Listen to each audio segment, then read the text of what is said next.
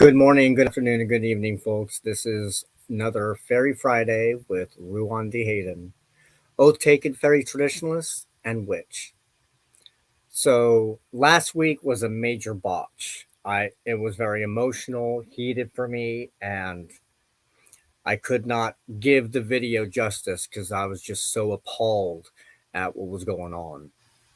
And so this week, I wanted to take a fresh step at something that I'm frequently asked by my Patreon patrons and students throughout the years, and that is, where do you start?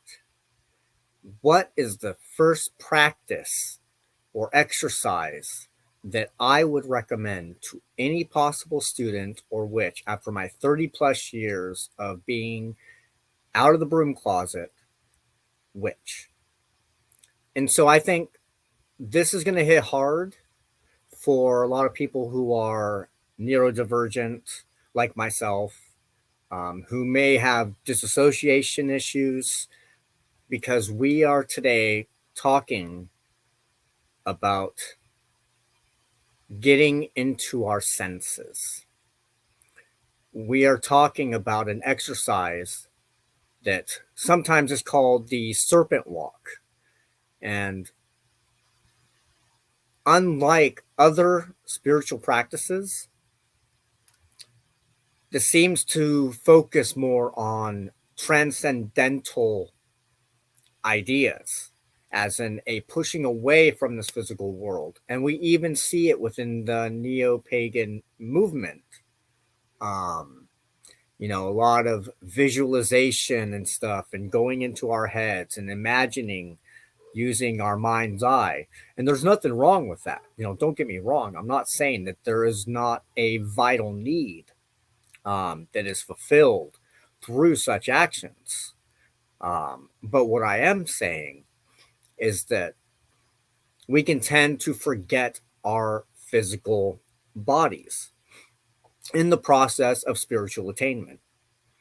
As a fairy traditionalist, I am very antithetical to transcendental ideas. And I mean that in the sense of that something is beyond, something is more ethereal, in the sense of I truly feel that this physical world is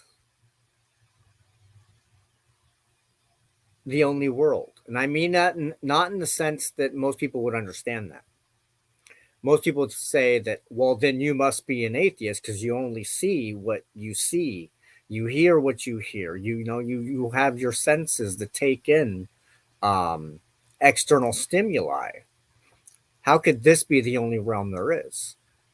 I didn't say that. Not in the sense that there is a real separation between the physical realm and a non-physical realm. What I'm speaking of is how the scene transmorphs and blends into the unseen. It's like, take dimmer light switches. Um, you've got the off setting and you've got the bright setting, but in between there are various shades of light source. And I feel that is the same basic idea of the seen world into the unseen. There really is no barrier except in the way that our senses can intuit it, can experience it. And so that's why my first practice that I recommend for anyone, and it's really difficult for those of us who are neurodivergent or suffer some sort of dissociation, because we are naturally alienated from our body, um, due to some sort of trauma. In most cases, our conscious selves has distanced ourselves from the actions of our body. And now this makes it a lot easier for many of us to focus our magic into visualizations, rising on the planes through that concept because it's more familiar to us. It is actually the opposite that we are looking for. Going into sensation is how we can blend into the unseen, how we can transition our senses to attune to that frequency. And so the best place to start, as with pretty much every ritual out there, you start with a purification of some sort.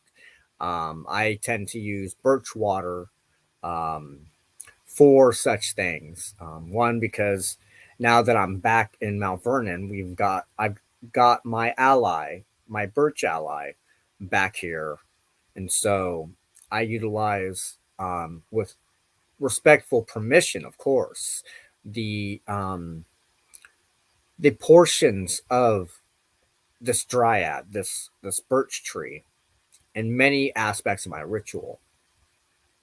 And so I take birch water and a birch branch, and I asperge myself. I good cleanse. Sometimes I'll take dragon's blood because I predominantly use dragon's blood in almost all my workings because it's a very earthy scent. It also enhances any sort of spell or magical working you are doing. It's like the difference between coffee and a Monster Energy drink. And sometimes, if you're not energetically prepared, it can leave you with a type of spiritual hangover. So be mindful of that. For some people, that might be something that may occur. And so I'll sane myself with the smoke. Um, of course, I bathing, love bathing, you know, and so I will do that beforehand. Um, and then I will prepare my working area, usually a breaching charm. Um, as I am a fairy traditionalist and member of the Kilgan Gwyn, I utilize the Andadian symbol that has been given, and that looks like this. I use this predominantly in most of my workings. I still use the Elfhame cross in my well. I use whatever symbol is appropriate for the working I'm doing, but I actually set up my ritual working space with this kind of pattern in mind. As some of my Facebook posts and stuff will show, I've got the three um, dowels and stuff before my working area. And I've got my actual working area. I put, candle on the right, water on the, bowl of water on the left. I've got my breaching charm in the center. I've got my incense, my stone, my athame, my wand, and I do my thing. I begin because I'm dissociated as I use the tools I learned in the Temple of Witchcraft Mystery School as I am completing my second year with them, doing the Outer Temple course. And this is in his books, and so I highly recommend it. And I mean him, I mean Christopher Penczak, and so I will, you know, imagine myself being cleansed of energy. I'll relax my body. Um, then I will pull up in the screen of my mind's eye, my witch eye. I will imagine a string of numbers counting me down into a ritual state of consciousness, and that is the alpha state, I believe it's called, because we resonate pretty much at a beta state. I always got those confused, but um, so we count down to a ritual state of consciousness, imagining the numbers transition down. So 12, 11, 10, 9, 8, down to 1, then I will quit visualizing. I will make my witch eye close, so to speak. I will no longer visualize, but I will count down again, starting from 13, down to 1, just letting the numbers, the sequence, just kind of relax me deeper. Then from that moment is when I actually start getting into my body. I will start being mindful of my breathing. I won't be forcing it. I won't be doing like what I was taught really young and stuff is in for 4, hold for 4, out for 4, hold for 4. And depending on your breathing capacity and stuff, that will put you into an altered state of consciousness itself. Since I have asthma and a bunch of other bronchial issues and stuff, I tend to just let my breathing do what it wants, but I will be conscious of it. I will let myself feel what my body feels like, the weight of the clothing on me. I will, whether I'm hot or cold, the pressure my my body feels as it's against another surface. I will go into sense. I will feel the blood flowing in my veins, the heartbeat. Eventually, when you reach a deeper seat of awareness, your mind's eye will come back of its own accord. Um, Sometimes we'll do envisionings, and we will travel the road to Elfheim. We will go to one of the elemental temples. That may seem very transcendent, but what it is you are merging with. You are transitioning from the seen into the unseen using the vehicle of your child's mind, the part of you that is the wandering soul, as opposed to what we call our breath soul, and that's our ego consciousness. That's our memories and stuff like that. We are going down to symbol as psychology and stuff states. We have I think it was Carl Jung. We have the conscious, the subconscious, and the superconscious. That is aligned with our breath soul, our wandering soul, and um, yeah, it can be very very convoluted, and maybe at some points and stuff I'll touch more base on these. Like I said, neurodivergence, so I probably got a few things mixed up in there, but basically the concept is that you are using those senses of a childlike nature, something that we grow out of for the most part, and we are going back to those senses. We are rediscovering what it is to feel, to touch, to see, to hear.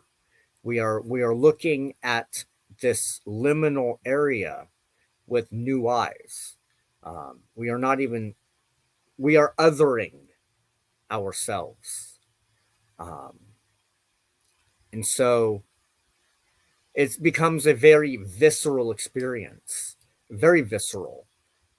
It reminds me of plenty of myth, legends, and folklore, actually, of how we, may travel into a forest, and next thing we know, we are in the other world.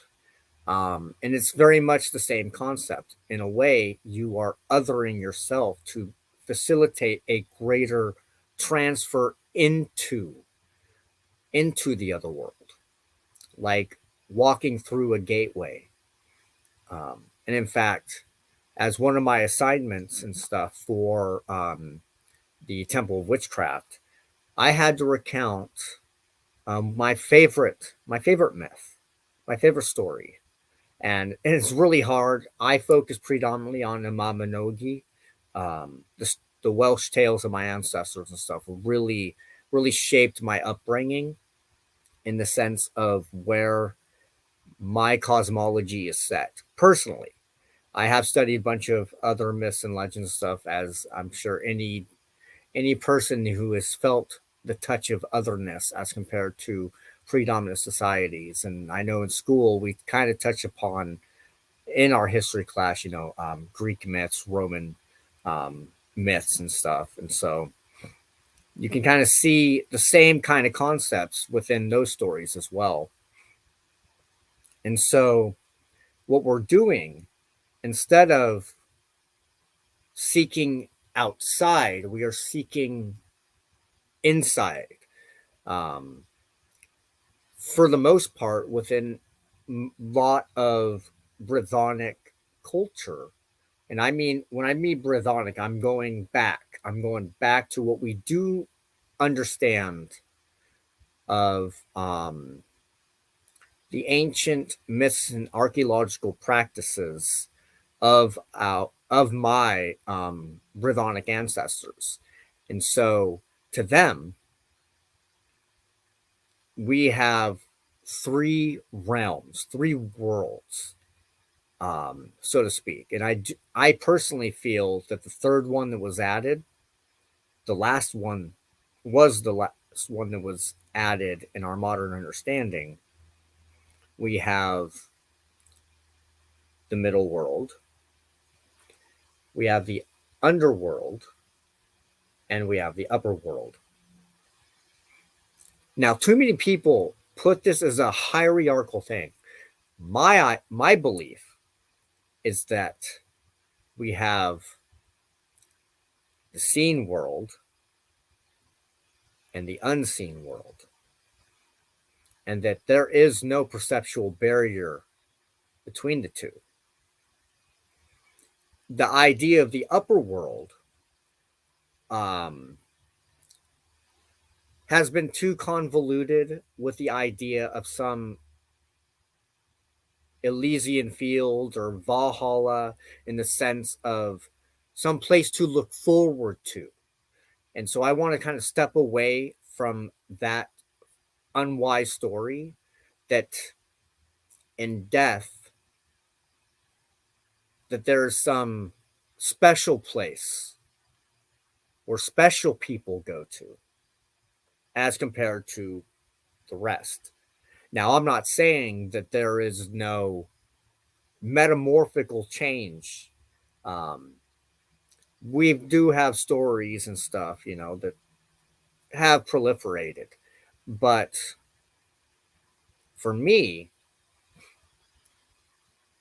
the story of Pwyll, Penanun, and Arun has to be one of my favorite stories, because the transition to Anun that Pwyll makes comes not from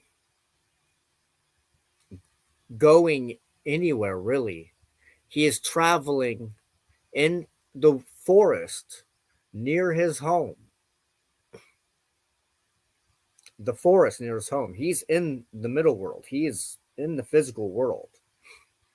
As he's going further in the physical world, he's hunting, as was a chief's prerogative. And so him and his hounds are hunting, and happens upon a stag whose someone else's hounds have already been pursuing. But what does he do? He sends his hounds after that stag, that deer. And long story short, he affronts the other person, who we eventually find out is Arun, a king in Anuvin. Now, the Anuvin is one term for the other world,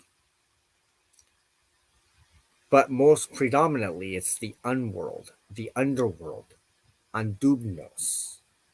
Um, and so he didn't travel underground. He traveled in a straight path. He became viscerally aware of the changes in the forest as he was transitioning after the stag. It was more misty like. It was very much othering, kind of scary, actually. You know, you get that feeling of the fight or flight. That's what he's experiencing. He's experiencing the changes that the environment has put on his senses, and he's conscious of it. He's not lost in his head saying, you know, I'm never going to find the stag. Oh, woe is me. He's experiencing the thrill of the chase. So he's focused. He's following the sounds of his hounds. Well, as the story goes, there's, you know, the taboo of taking, you know, a stag from someone whose hounds have pretty much already got it. Big no no. So he affronts Arun, and to make recompense, he is asked to switch places with the king of the dead to help the king of the dead against another king in Anuvan named Hafgan, Summer White. And so a deal is made. They would switch places, one looking like the other, and vice versa, for a year and a day to wait to take care of Hafgan because Arun can't do it anymore. There's a there was a not necessarily a taboo, but the only way to defeat Hafgan was after you struck the dolorous stroke, you know, that would fell a person. You know, if you're in pain, you're going to sit there and ask, you know, just make it quick. Just give me a mercy shot and end my agony, you know, with honor and respect for a fallen warrior. The thing is, once you did that other stroke, that merciful stroke, Hafgan would become whole again. He would, it'd be like you never fought him at all. And then you could never kill him. And so Arun failed this, you know, being the king of the dead himself, you know, he would give honor and respect to a fellow king. And so he gave the merciful stroke and failed. And so in a year and a day, our Hafgan was going to come and claim his, you know, fight again. But since Arun couldn't kill him anymore, surely Hafgan would come and destroy Arun and his kingdom, taking it for herself. So, in order for recompense, Puil was bidded to go into Anuvan as Arun, dressed like him, and rule his kingdom for a year and a day until the day he would have to sit there and battle Hafgan, remembering not to give the mercy stroke. And so he did. He traveled into Anuvan at the parade of his people. They knew him no differently and stuff as Arun himself. And there's one thing that he wouldn't do because he, Puil, did not have a wife or a woman that accompanied his bed. Arun did. The most beautiful woman that Puil had ever seen. Now, he looks like Arun. He talks like Arun. You know, he is Arun to all the people, including Arun's wife. But for a year and a day, he, Puil, did not besmirch the honor of the Queen of Anuvan or Arun. Now, we don't know whether this is because, you know, some chastity issue, whether it's a Christian holdover, or whether it was just because, you know, since Puil didn't have a woman, you know, kind of not fair. We don't know the historical facts on this, but we do know in the stories that Puil laid no hand, no loving caress upon the Queen of Anuvan, Arun's wife, during that whole stay. So finally, we approach the battle. And it is an even match. I mean, they fought from the morning to the night. Then finally, Twill got the dolorous stroke, the mercy stroke. He fatally wounded Hafgan. So, like Arun said, Hafgan sat there and said, "O great king, be honorable and end my suffering. This is what I ask as a last favor to a dying soldier." But Puil remembered the secret, and he said no and put down his blade. And thus, Hafgan, a king of Anuvan, died. Now, in my opinion,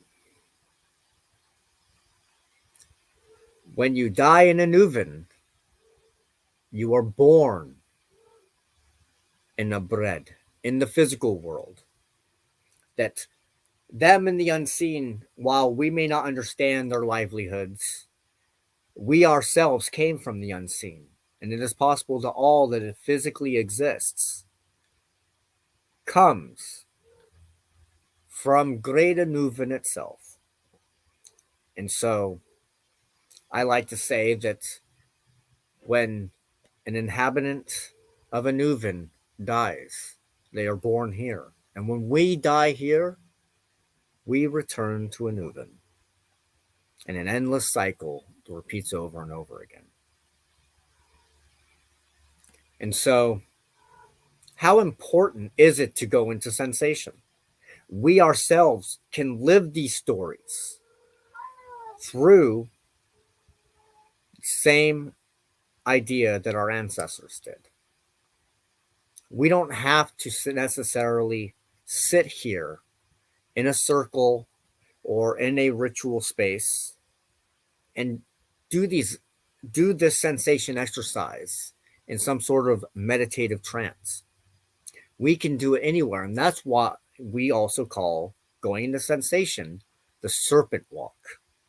Just as a serpent comes up out of the ground and goes back into the ground, our consciousness, serpents always being a symbol of wisdom, can interpenetrate the earth even as we walk and talk and breathe and live our daily lives. All we have to do is come into a conscious awareness of what our senses are picking up. This creates a light shimmering. And I use the term shimmering with the idea of bleeding through into Anuvan, into the unseen. And us neurodivergents and those of us with disassociation abilities, we find that the best way for us to keep, centered and grounded, and you're going to laugh because it's the same basic idea. We take each of our senses, our touch, our taste, our smell, our sight, our hearing. We identify 5 things we can see, 4 things that we can hear, 2 things we can touch, 1 thing we can smell. We come into sensation of our surroundings. But with sensation, we go even deeper. We feel. What do we feel in our bodies? What do we feel in our bodies? Like I said, our own breath, our heartbeat, sometimes even the movement of blood in our body. And that's where, like, some of the alternate states of consciousness can be changed through forms of binding, like wearing a tourniquet and stuff like that will inhibit blood flow to certain areas, which can cause an altered states of consciousness. I do not recommend doing that if you do not have experience or someone to help guide you in such things, because it can be deadly if done too long. Just like people tell their kids, like I know I tell Autumn all the time, get the rubber bands off your fingers and stuff, you know, because, it'll cause loss of blood flow to your fingertip and it can do some serious damage. So that's why we usually use like light bindings and stuff like that. Or we use a scourge and like in more Gardnerian, more traditional stuff. That feeling. What is our skin feeling? Do we feel the robe around us or our coat, the necklaces we wear, the rings on our fingers? Really go into sensation. That will allow you the opportunity to move into an altered state of consciousness at will. Now, as a witch, will is very important. Will is the element of fire. It is the wand in witchcraft. And like a wand, it's, well, let's just say it's very important to be able to move into this consciousness whenever you need to. For me growing up, it was really difficult because I grew up in a very traumatic environment. Witchcraft, witchcraft got me beat. Witchcraft got me grounded and isolated from everyone. Do I regret it? The only thing I regret is being forced to believe, live, and practice a religion as a minor that I did not agree with, approve of, or accept in order to survive. That is what caused a lot of my dissociation. It caused me to be removed consciously from my physical sensation. And so life has become, since then, like watching a movie. Like my body goes through the motions, you know, but I'm not really there. I am trapped in here. I am trapped in my thoughts. I am trapped in the harm that I see around me being caused by the same people that cause me harm. And these are things that I've promoted, I've talked about since I first started going out there, since I first started meeting people. And now we see that it's not, I see now that what I went through was only a preparation for what now they're trying to foist on the rest of our freaking country. That's why all my videos seem to be so political. It's because religion and politics have become the whirlwind. We are seeing exactly what is mentioned in Dune play before our eyes. We are seeing fascism, religious fascism. We have a nickname in witchcraft for these types of people. We call them fundies, and that's short for fundamentalists. And we used to joke about it, oh, you're just a fundy, you know, those people who sit there. I mean, the 700 Club. I remember, I think I was in my early teens, and since in my household I couldn't do anything witchy without being caught and beat, I would occupy my time with what I knew was approved. And so I listened to a lot of stuff on 105.3 Spirit, and they did these little kid skits. And one of them was how this Christian child met someone who was Wiccan. And you can still find the transcript of this episode on online somewhere. And basically, how it was teaching kids that if you find someone of another faith and stuff, don't be their friends because you don't want to be pulled down to hell with them. This is the same crowd and stuff that said the Dungeons and Dragons and stuff would turn you into a witch and all that stuff. And now look at all of our games and stuff like that are basically Dungeons and Dragons electronicalized, turned into electronic games. Movies, I mean, Marvel comics and stuff was even like looked down upon and stuff because, oh, it may help, like people like Doctor Strange does magic. And, ooh. And so these are the same people that harass people at like Planned Parenthood. These are the same people that crowded into the White House on January 6th, which actually happened to be my sister's birthday. They tainted what little memories of goodness and stuff I had from birthday parties and stuff that my sister would have. And it upsets me. Thanks a lot, everybody. But as for my comments last week about Greg Locke, me and my friends growing up, Lethos, Jeremy, um, another Jeremy, I told them I knew, we all knew, like almost like due to our childhood, we knew that a religious war was still a brewing. We were this one like partial generation separated from the full on satanic panic of the 80s. I was born in 82. And so the end result of that, those classic films and stuff that basically say, oh, witchcraft's afoot, the devil's at large, really what shaped the modern horror scene had to do with someone from the church coming in to save the day against Satan.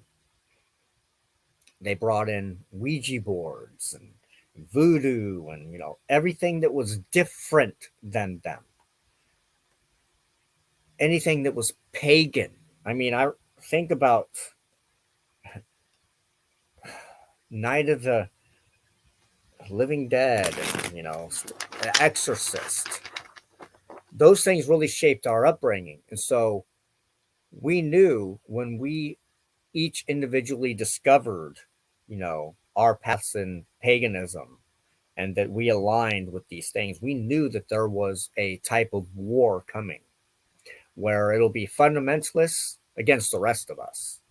And we knew that the fundamentalists had already infiltrated the Republican Party. And in fact, it was the Republican Party that begged them to join them, using the ideas of family values and stuff like that. And you can look online and stuff and do research on, such events. And I've been around to see it happen. But the thing is I've foreseen, and I've told people, and I've commiserated with people who have also seen that we are going to witness what we have already witnessed before. Maybe not as bad as the mythology of the burning times, as is hyped up, but the difference is we are going to we have not experienced exactly what we've been told the burning times was, but we will experience it here in the near future. And we've already begun to see it with the backlash against the LGBT plus Q community. Basically, the right has finally gotten to the point that enough is enough. And so they are using politics to push us all back down. You see, because in the end, whether they recognize it or not, they are purposely trying to bring about the end times as they see it. In a lot of ways, all this is masterminded. And I don't mean to sound like a conspiracy theorist, but when you are raised around fundamentalism and basically having to put on that mask that you are indeed yourself, just like them, while simultaneously underneath that mask, you are a raging pagan,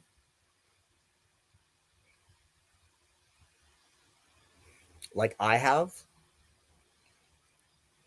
you can see that it's so indoctrinated into a person that, okay, and in fact, that's like the most predominantly looked at thing that people look at when they aren't heavily involved in Christianity. They always focus on the book of Revelations and the end times, on the rapture, this, the war against the beast with this. And it's because it is canon in their religion. It is canon. You cannot be a Christian and not take into account the book of Revelations. It's impossible. And the ideas inherent in that vision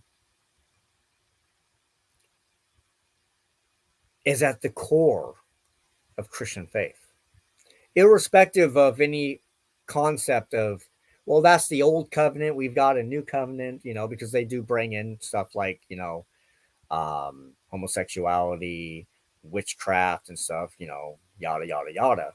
Even if those words were mistranslated, the idea is that at its core, they are a fatalistic practice that in the end, and there will be an end, this and this and this must happen. Then there'll be a new heaven, new earth, and only they will remain. All the rest of us go to, or either no longer exist, period, or go to hell in prison because we would not believe what they believe. And so that's why I do not back any transcendental theory, because we see the same thing also in other hierarchical, patriarchal societies.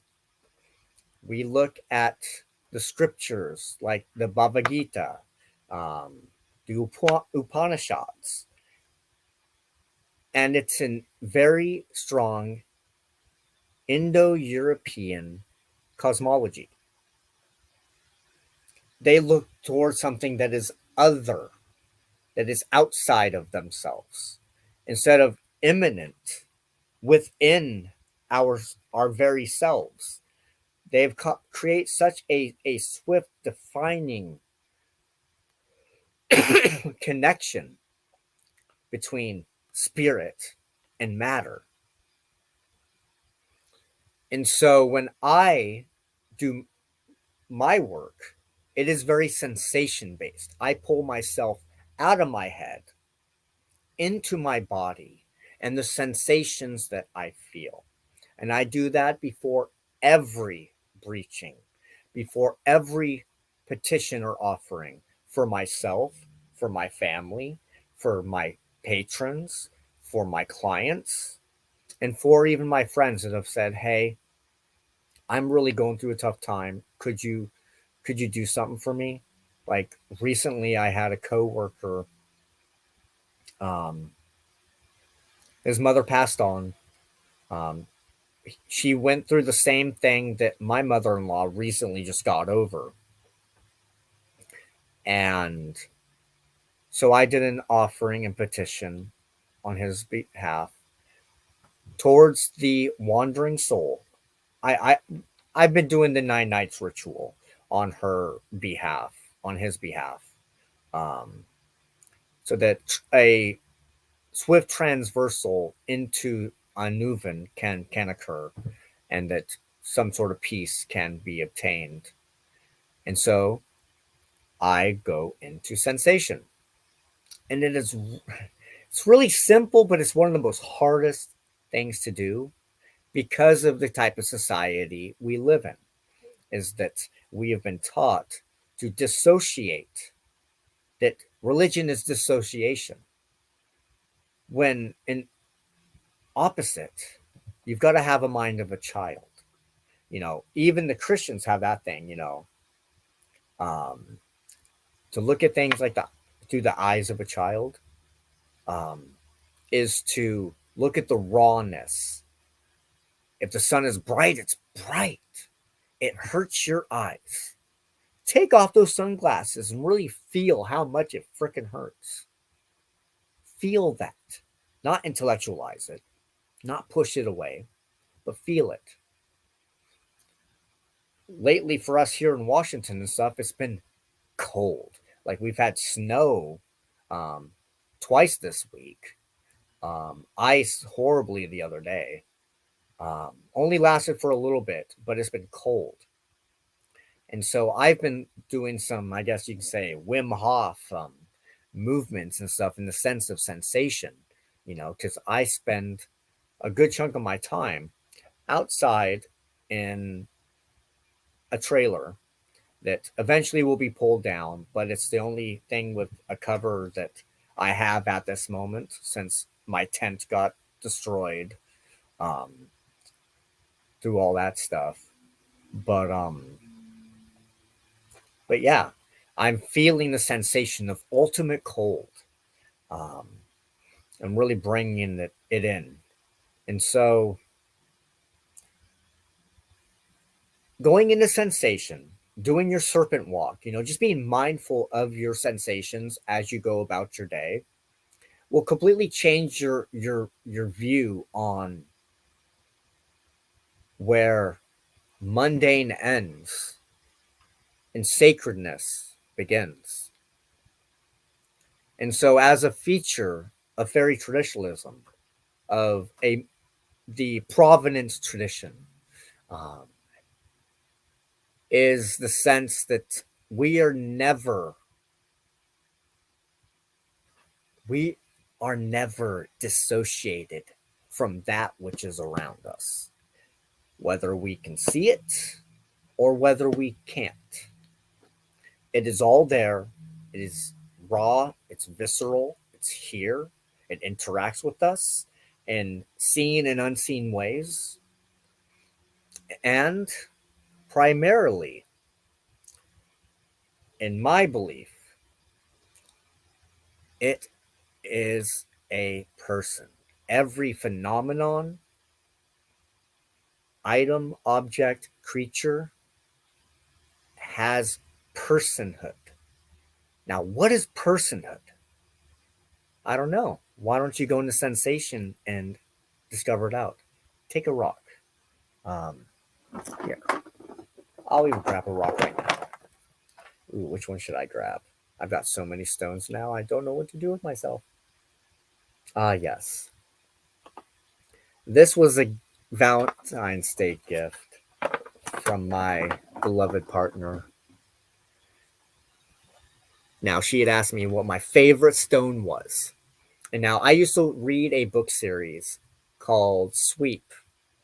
Um, and it's hard to find all the copies now because it wasn't a really big published kids novel. But basically, it was like a witchcraft novel for kids. And the main character in that was named Morgan. And what she went through very much reminds me of many parts of my own childhood, or at least a lot of the thoughts and opinions. And so bloodstone, heliotrope, has always fascinated me. I don't think I've ever actually owned a piece. I never went out of my way until recently when I got the astrological symbol stones and the planetary symbol stones. They're all bloodstone as well. But she got me this little heart. And so it's got personhood. It's got its own intelligence. And that's really funny because the last hint of fundamentalism I ran away from was actually the Mormon church. And one thing that they do teach for those in the priesthood is that all of existence is based off of intelligence. That intelligences pre-existed physical creation. Now they focus on like only certain aspects of actually having intelligence, but it's got personhood.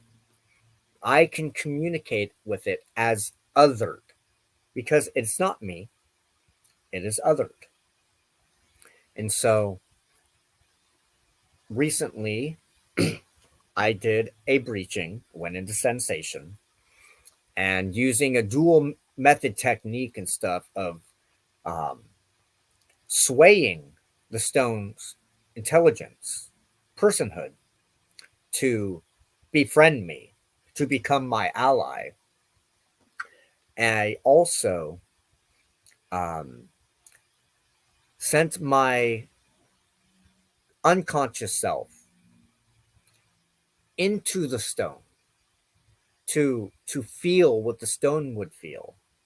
And so in a way, that is a sense of sensation because you are using another sense, um, a clair sense, so to speak, to communicate and experience what the stone itself has. Now, when it comes with most of my offerings and tithing to build friendship, I tend, and a lot of people may be averted to this, but it's also a very visceral experience. Is I give of myself. It the Morganite stone gives itself to me, but I also give of myself to it. And so during a breaching in which I'm either using it or I'm swaying it for the first time, I will give some of my saliva. I will give some of my blood, and I will give a supply of, I don't know what the YouTube's feeling about this, but I will use of my seed to gift. And it is a predominant practice within a lot of things and stuff where those bodily substances are used for certain things, and sometimes even urine is used, um, and that's what makes it very visceral. Um, it's not just going into your head; it's feeling, it's interacting, and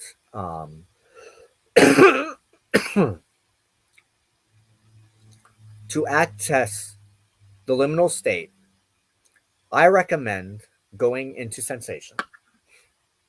Um, And since this is Fairy Friday and I've rambled more on one topic than I planned on doing, I wanted to share um, a story, a part of fairy folklore presented in a book by Claude Lecoq, um, newest book, which is called Tales of Witchcraft and Wonder, The Venomous Maiden and Other Stories of the Supernatural by Claude and Corinne Lecoq.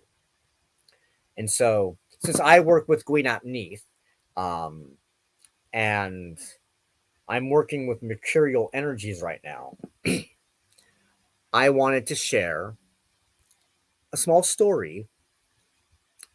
Now, mind you, um, this story um, actually was from Aesop.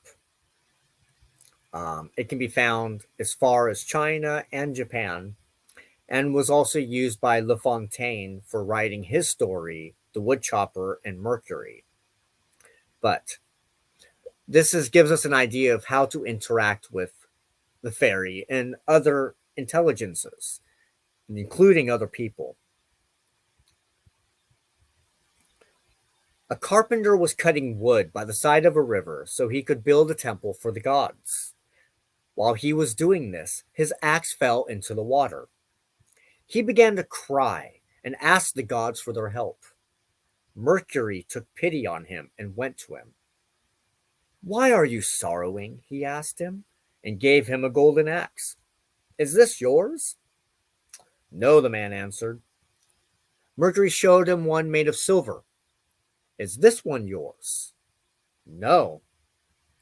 Seeing that the carpenter was a good man, Mercury pulled his axe out of the water and gave it back to him with some other things. The carpenter told his companions the story of what had happened. One of them went out to cut wood and let his axe fall into the water. He began to weep while begging the gods for their help. Mercury appeared and showed him the golden axe. "Is this the one you lost?" he asked. "Yes, dear Lord, that is mine," the man replied. Upon seeing the malice of this villain, Mercury did not give him that axe or any other and left him crying, because a God who is good and just rewards the good in this world, and in the other world punishes the wicked. Now, as we know, that was very Christianized, but we see a few motives here. We are by water. We are building something for the gods. We are going into sacred space to create sacred space. The first man, being honest, is a good man, not because of some moral impetus of not suffering the effects of the wicked, but out of being good, being helpful, beneficial, not being a liar or a thief. Now, the other man who went out and lied and with malice wished to seize more than his partition of goodies in this body of water is punished because he was a liar. Now, they over there do not like lying. They do not like malice. They do not like those who, like Puritans, would push themselves away from physicality, such as the carnal nature of man. They would thus look down on this type of behavior. And so, notice that the first man not just received his axe back, but many more things from the river. He received more than his appointed right. He was blessed. The other man, on the other hand, didn't even receive his axe back, his axe head back. And so, we see a person who is attempting to take more than his fair share, and in the end, was left with nothing. The same thing goes for our practice of magic, for our working with them over there, and the way we treat each other. If they, the fundamentalists, wish to have a war, they are biting off more than they can choose, for they are that second man. And we are the first. We want our appointed share in life. To be free from religion and to have the freedom of religion in our daily affairs and not be pushed by governmental authorities to be a certain way. And so with that, my friends, I end this episode of Fayerie Friday. May you live long, prosper, and be blessed by them. Andadian Way Diumi.